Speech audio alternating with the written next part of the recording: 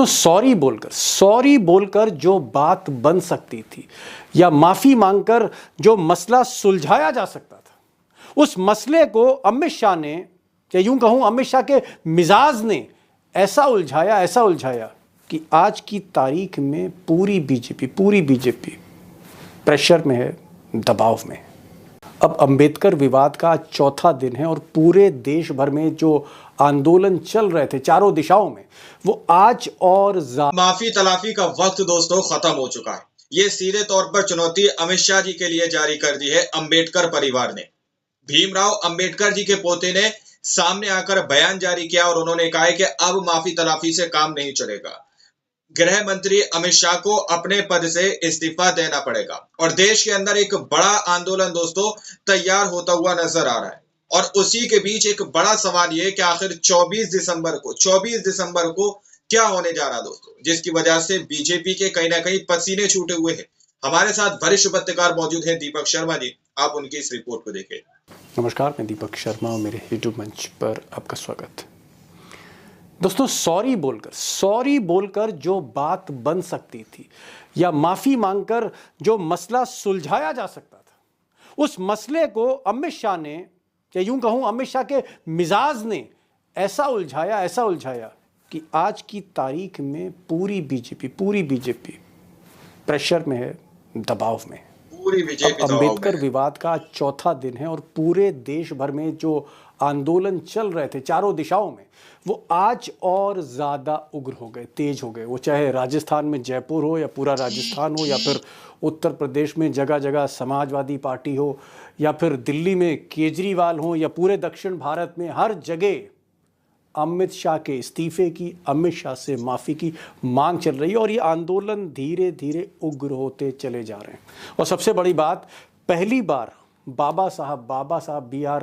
अम्बेडकर, बाबा साहब के परिवार की तरफ से कहा गया है कि अब माफ़ी का वक्त गया, अब अमित शाह माफ़ी ना मांगे, अब सीधे अमित शाह इस्तीफा दे। अब अमित शाह को इस्तीफा देना ही होगा, ये बाबा साहब के परिवार की मांग है और उनका ये भी कहना है इसके आगे नो कॉम्प्रोमाइज। ऐसे कॉन्फ्लिक्ट ऑफ इंटरेस्ट आता है, तो इस कॉन्फ्लिक्ट ऑफ इंटरेस्ट में मैं यही कहूंगा कि मंत्रिमंडल से खुद से इस्तीफा देना चाहिए, जिस तरह आडवाणी ने दिया था। आपको अगर याद होगा, अब ये पूरा मुद्दा ऐसे नाजुक मोड़ पर आके खड़ा हो गया है कि पहली बार मायावती ने, जी हाँ, for the first time Mayawati ने नाम लेकर अमित शाह का विरोध किया है और उन्होंने कहा है कि अमित शाह अपना बयान वापस लें। और मायावती ने ऐलान किया है कि अगर बयान वापस नहीं लिया, यानी माफ़ी नहीं मांगी, तो 24 दिसंबर से बहुजन समाज पार्टी और तमाम दलित संगठन सड़कों पर उतर रहे हैं। और उधर आरएसएस का दबाव बढ़ रहा है कि बेहतर होगा कि अमित शाह माफ़ी मांग के इस मामले को दफन करें। कुल मिलाकर मैं कह सकता हूं कि मिस्टर अमित शाह इस वक्त आज की तारीख में ज़बरदस्त प्रेशर में है, दबाव में है।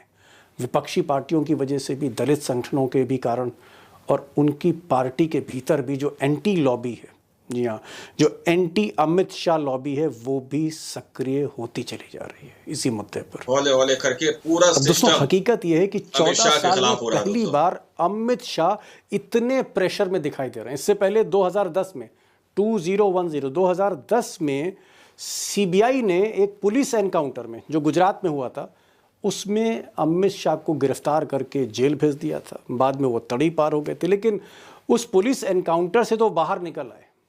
ये जो मुसीबत है, जो गले की हड्डी बन रही, ना सिर्फ अमित शाह के लिए, मोदी के लिए, आरएसएस के लिए, बल्कि बीजेपी के वोट बैंक के लिए, इस मुसीबत से वो कैसे बाहर निकलते हैं, इसको लेकर सस्पेंस है।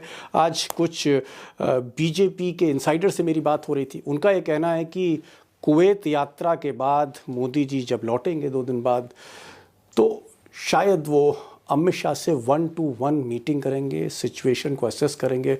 और उनको लगता है कि ये जो आग है ये तेज़ी से फैलती चली जा रही है, आंदोलन तेज़ हो रहे हैं, तो शायद फिर आंदोलन जो है बड़ा आंदोलन का रूप ले रहा है दोस्तों। मिस्टर शाह को कहेंगे, अपने चाणक्य को कहेंगे कि आप माफ़ी मांग लीजिए, क्योंकि और कोई विकल्प नहीं। अब गुजरात लॉबी इस गले की हड्डी के साथ क्या करती है, उगलती है, निगलती है, क्या होता है, तो मोदी और शाह खुद ही डिसाइड करेंगे। कि इसमें रास्ता क्या निकलता है। हो सकता है मिस्टर अमित शाह माफ़ी मांग लें इसमें, देरी से सही। लेकिन आज अमित शाह के लिए जो सबसे बड़ी मुसीबत आई वो ये आई कि जो प्रकाश अंबेडकर साहब हैं, प्रकाश अंबेडकर बहुत इम्पॉर्टेंट हैं इस पूरे आप कह सकते हैं मामले में, क्योंकि डॉक्टर बाबा साहब अंबेडकर के ये ग्रैंडसन हैं, पोते हैं, उनकी विरासत को आगे ले जा रहे हैं।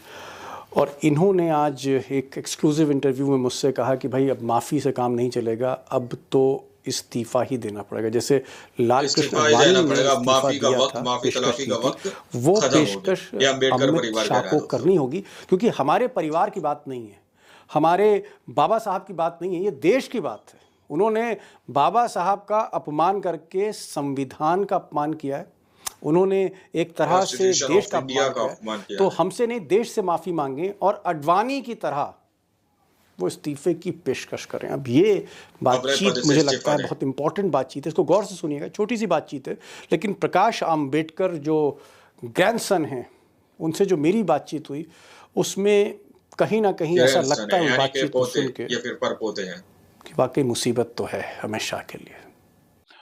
मैं एक सवाल जो करना चाह रहा था प्रकाश जी वो ये कि क्या आपको लगता है अमित शाह ने जो कुछ बाबा साहब पर कहा फ्लोर ऑफ द हाउस में, राज्यसभा में, क्या आपको लगता है वो एक तंज था?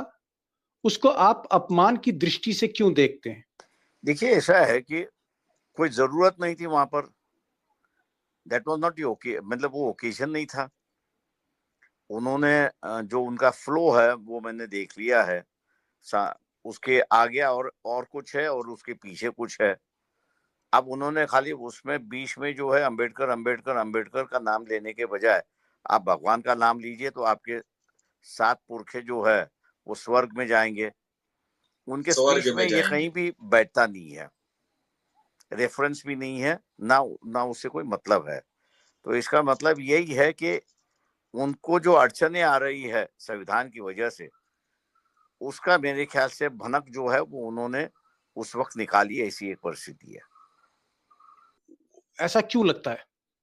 देखिए, ऐसा है कि जिसको अंग्रेजी में हम लोग प्री डिसाइडेड कहते हैं, वो मेरे ख्याल से जुमला उनका जो था वो उन्होंने तय करके आए थे कि इसको इस्तेमाल ही करना है, और यानी पहले से इसको समझ कर आए थे ये बोलना है। ये है कि उनको कई जगह पे फ्रस्ट्रेशन आना शुरुआत हो चुका है संविधान के। उनका जो रोजाना है, मतलब आप लोगों ने कभी आरएसएस की हिस्ट्री देखी है या नहीं देखी है, मुझे इसकी जानकारी नहीं है दीपक जी, लेकिन अगर आपको कहूं कि 1948, 49 और 1950 के जो 5 गण्य आरएसएस का जो माउथपीस है उसको अगर आप देखोगे तो वो आज जो कह रहे वो उस वक्त भी कह रहे थे।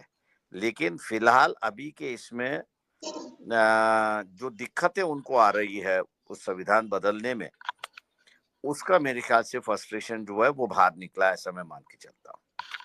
फ्रस्ट्रेशन निकला, मतलब आप मानते हैं कहीं ना कहीं वो एक मोटिवेटेड बात थी जो उन्होंने कही? वो मोटिवेटेड बात थी और जानबूझ के अपमानित करने की बात। लेकिन यहाँ पर मैं अमित शाह जी की भी बात रखना चाहूंगा। अमित शाह ने कहा कि साहब हमारी बातचीत को तोड़ मरोड़ के पेश कर दिया गया, हमारी बातचीत को कहीं ना कहीं घुमा फिरा के बताया गया है। वहां पर मैंने ये कहा कि अगर अमित शाह को लगता है कि उनकी बात की तोड़ मरोड़ की है तो मैं ये उनसे अपील करता हूं कि उनकी जो असली स्पीच है राज्यसभा की, लोकसभा की, पार्लियामेंट की, वो पब्लिक के सामने ले आए। और वो पब्लिक के सामने ले आने के बाद जो है, क्योंकि मैंने अनएडिटेड स्पीच पार्लियामेंट में होने से मैं उसकी प्रोसीजर्स भी जानता हूं कि कई बार ऐसा होता है कि आप कुछ कहना अलग चाहते हो लेकिन फ्लो में अलग होता है, तो आपको 48 घंटे रहते हैं आपको बदलने के, 48 आवर्स रहता है आपके पास कि आप मैं ये नहीं कहना चाहता था, मैं ये कहना चाहता था, तो उस वक्त से उसको उस ढंग से लिया जाता था। लेकिन इनका कोई वैसे बदला जा सकता है, पार्लियामेंट के सेक्रेटेरिएट जो है उसके इनका कोई चिट्ठी नहीं है वहां पर।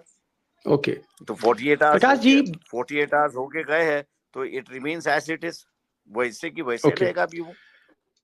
प्रकाश जी, क्योंकि जो अंबेडकर जी का परिवार है, यानी क्योंकि मामला बाबा साहेब के अपमान का, आपका मानना है कि उन्होंने अपमान किया अमित शाह ने, तो जाहिर तौर पर सबसे पहले बात आप ही की सुनी जाएगी, क्योंकि वैसे तो तमाम पार्टियां हैं, समाजवादी पार्टियां हैं, कांग्रेस है, लेफ्ट है, सारी पार्टियां बोल रही हैं, लेकिन जो स्टैंड है, जो डिमांड है, वो आपकी डिमांड ज्यादा परपेचुअल मानी जाएगी, क्योंकि आप उनके परिवार के हैं, आपका डीएनए है, आप उनके ग्रैंडसन हैं, पोते हैं।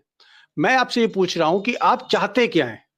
आप अपनी बात बताइए हमें, आप क्या चाहते हैं? देखिए, ऐसी है कि एक कॉन्ट्रडिक्शंस आ चुका है। अमित जी। शाह भी होम मिनिस्टर होने की वजह से संविधान उनको लागू करना है और उन पर वो जिम्मेदारी है। अब ऐसा है कि उनकी फ्रस्ट्रेशन की बात जो संवैधानिक आ देश के चुकी है, अंदर क्योंकि संविधान ही वो जो चलेगा। बदलाव लाना चाह रहे, उस बदलाव के लिए कई अड़चनें दिखाई दे रही है। ऐसे कॉन्फ्लिक्ट ऑफ इंटरेस्ट आता है, तो इस कॉन्फ्लिक्ट ऑफ इंटरेस्ट में मैं यही कहूंगा कि मंत्रिमंडल से खुद से इस्तीफा देना चाहिए, जिस तरह आडवाणी ने दिया था।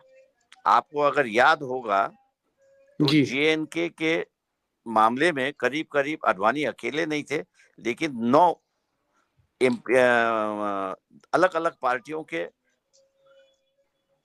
आडवाणी जैन और हवाला जो बाकी मामला के था। सभी ने जो है जितने पैसे आए, आ, जैन हवाला नहीं, मैं ये जैन हवाला मामला नहीं है, ये जी। कश्मीर के विद्यार्थियों ने उनको पैसा दिया था, उसको बाद में वो लिंक जी। किया गया था जैन हवाला से। लेकिन मैं अगर कहूँ कि कश्मीर टेररिस्ट ऑर्गेनाइजेशन थी, उनके यहाँ से उनको मिला था। वो बच्चे भी जो है उनको पता नहीं था कि क्या क्या है क्या नहीं है।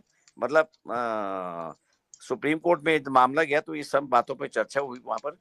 मैं उस वक्त पार्लियामेंट में ही था, लेकिन आडवाणी का तो आप लोगों ने इस वीडियो को शुरू से आखिर तक देखा। वीडियो के अंदर साफ तौर पर बात की गई कि किस तरह से पार्लियामेंट के अंदर ये प्रोविजन है, ये प्रोसेस है, वहां का ये रूल्स है कि अगर आपके मुंह से कोई ऐसी बात निकल गई है जो आप नहीं कहना चाहते थे, तो आप 48 घंटे के अंदर उसको रीएडिट कर सकते हैं, उसको आप वापस ले सकते हैं और कह सकते हैं कि हमें ये नहीं कहना था लेकिन हमारे मुंह से निकल गया। लेकिन ऐसा नहीं किया गया। तो भीमराव अंबेडकर जी के पोते जो है वो सीधे तौर पर कह रहे हैं कि अब वक्त जो है माफी तलाफी का खत्म हो चुका है। अब प्रधानमंत्री जो उनके सबसे करीबी चाणक्य माने जाते हैं, गृह मंत्री अमित शाह, उनको अपने पद से अब इस्तीफा दे देना चाहिए दोस्तों। और वहां पर उदाहरण के तौर पर वो बता रहे हैं कि उन्होंने भी इसी तरह से इस्तीफा दिया था। अब आप लोग समझ सकते हैं कि ये जो मामला था शुरू में ही खत्म किया जा सकता था, खत्म हो सकता था, लेकिन गृह मंत्री अमित शाह शायद उन्होंने अपने जुनून में, अपने जज्बे में इस तरह से माफी तलाफी नहीं की, जो आज एक बड़ा आंदोलन तैयार होता हुआ नजर आ रहा है, एक बड़ा उग्र आंदोलन शुरू हो रहा है दोस्तों। तो यहाँ पर कहीं ना कहीं गृह मंत्री अमित शाह को क्या अपने पद से इस्तीफा देना पड़ जाएगा, या कुवैत से प्रधानमंत्री नरेंद्र मोदी जी वापस आएंगे तो क्या सारा मामला सेटल हो जाएगा दोस्तों? ये अपने आप में बहुत बड़ा सवाल है। और 24 दिसंबर को लेकर जिस तरह से बहुजन समाज पार्टी की तरफ से चुनौती दी गई है या फिर वार्निंग दी गई है दोस्तों, ये भी अपने आप में बहुत बड़ा एक चुनौती है बीजेपी पार्टी के लिए। अब देखना यह है कि आखिर 24 दिसंबर को क्या होता है। इस रिपोर्ट में फिलहाल इतना ही। बाकी आप लोग इस रिपोर्ट के बारे में क्या सोचते हैं, क्या समझते हैं, अपनी राय कमेंट सेक्शन में जरूर दीजिएगा। मिलता है अगली वीडियो में, जब तक के लिए जय हिंद, जय भारत।